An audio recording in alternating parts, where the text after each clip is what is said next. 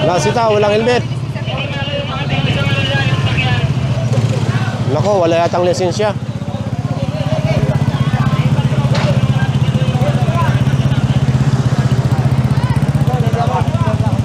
May lisensya ka, tay? Nasaan po? Ayun lang. Problema po yan. Kahit na po. Huwag na natin dagdagan. Wala po problema kung retired police po. Ito muna, sir. Mawalang galang na po. Wala kang helmet. Nakatsinelas ka. Unauthorized display of plate number pa po tayo. Sa tingin ko po, pag hininga ko po kayo ng ORCR, wala rin po. Wala ako ng ulam kasi sa palengke. Paano po yan? Wala po kayong lisensya. Naiwan ko nga dyan. Ako na Hindi naman po pwedeng magmaneho nang naiwan ng lisensya. Ha? Ako dyan sa Taguban sa dito sa Moriolis. Opo, pero nagmaneho po kayo nang walang lisensya. Pero naiwan ko nga yung Kaya nga po, paano naman po yan kung naiwan? Di not carried. Impoundable po yun. Kaya nga sir, nakikiusap. Hindi po tayo pwede makiusap sa lahat ng oras. Senior citizen ako. Hindi naman po exempted ng senior. Sir, babalikan ko yung lisensya ko. Uy, ano yun? Kaya naman ako, kaya hindi ako nag-helmet. Nasobrahan ka sa panonood. Hindi pwede. Kaya nga sir, sir, kaya nga ako nakikiusap. Hindi nga pwede. Polis ako sir. Wala pong problema kahit retired po kayo. Yan, naiwan ko nga yung lisensya ko. Dahil na ako nakatira, namalindi lang ako sir. Ganito na lang po. Ganito na lang po. Kunin niyo po yung binili niyong ulam. Total, malapit lang po. Pwede naman po kayong maglakad na lang. Kunin niyo na lang po sa impounding yung motor. Baka naman sir, okay. Hindi po pwede kahit sino pa po. Wala po tayo pinipili. Sir, nakikiusap ko sir. Hindi nga kita mapagbibigyan. Next time sir, hindi ko na... Paano magiging next time? Paano kita babantayan? Araw-araw kita babantayan sa bahay. Sa paglabas mo. Kaya nga sir, Hindi nga po pwede. Kanina ko pa nga sinasabi, hindi po pwede. Ang pakiusap is optional. Meaning, maaaring ibigay, maaaring hindi. Depende po sa sitwasyon. Di ba po? Kung kayo po ay galing pong serbisyo, nagretiro po kayo, alam nyo naman po ang tinatawag nating consideration is not always given. It depends kung ano po ang nagiging kaso, depende po kung ano po ang reklamo. Tama po ba? Opo, pasensya na po, hindi ko kayo mapagbibigyan. nakikiusap na. Hindi ko po kayo mapagbibigyan. Pasensya na po. Ping tow truck nga. Perang tow truck. Sampan nyo itong motor. Madadagdaga pa po yan. Pag sinilip ko kung may ORCR po kayo, kung rehistrado po yan. Rehistrado po ba? Oo, di ba? Pwede na po kayo umalis po sa motor nyo. Mag-disembark po kayo dahil i-impound po namin to. Sir, wala kang lisensya. Meron akong lisensya. Naiwan mo at the time of apprehension. Nakatsinelas ka. Wala kang helmet. Dala mo ORCR mo? Meron akong kasi, pero Dala mo ORCR mo? naiwan doon nga. Naiwan mo rin. Sir, under LTO memorandum, batas ng LTO, pag hindi po dala ang ORCR, it's an impoundable offense. Mas lalo na po kung hindi po rehistrado. Nakikiusap ako. Sir, hindi nga po kita mapagbibigyan. Motor lang naman po siya. Kaya nga, bumili nga ako ng ulam. Saan banda ang hindi nyo po maintindihan sa sinasabi kong hindi kita mapagbibigyan sa pakiusap mo?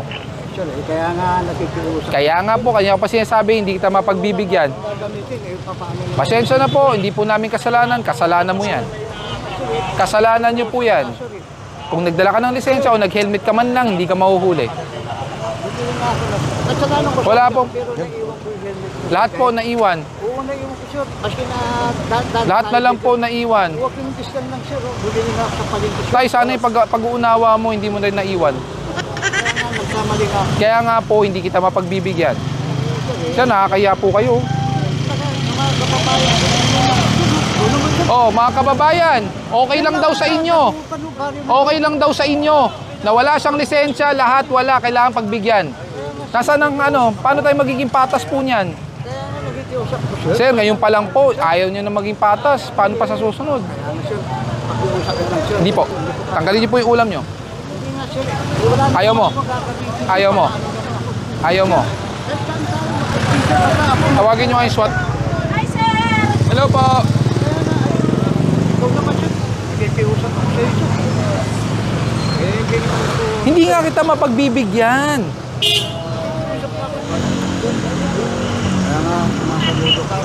Hindi po sa... Sir, hindi po ibig sabihin sumasaludo kayo pag bibigyan ko kayo.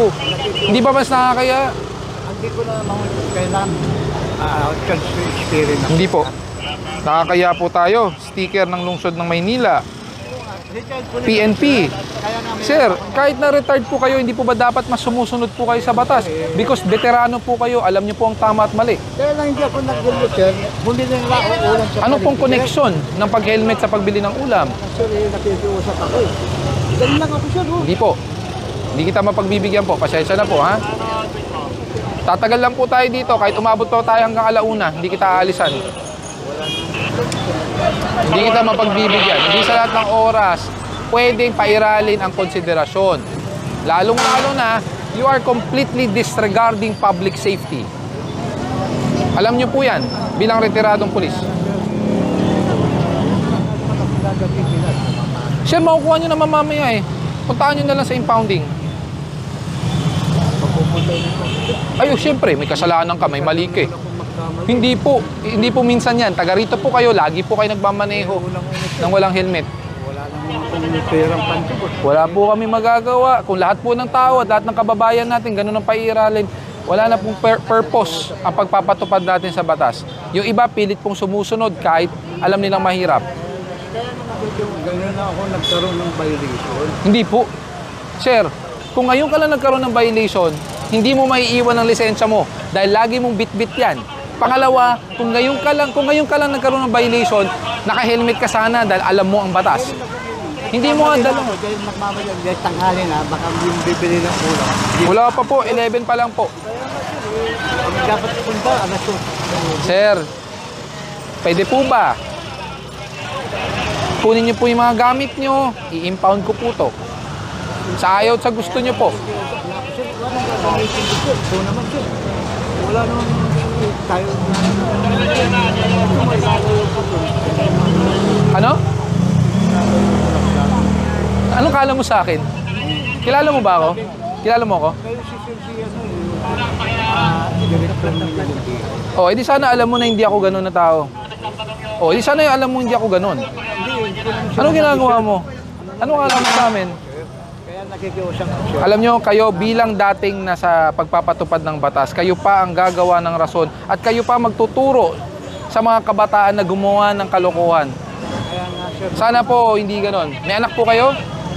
May apo rin po kayo? O, sana po mag-set kayo ng magandang example. Hello, boss. Sir, pakikuha po mga gamit nyo. Giros, kunin nyo to.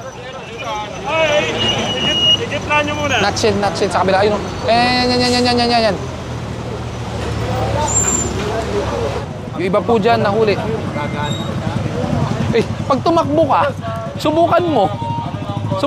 Bigyan kita ng chance, tumakbo. Bilis.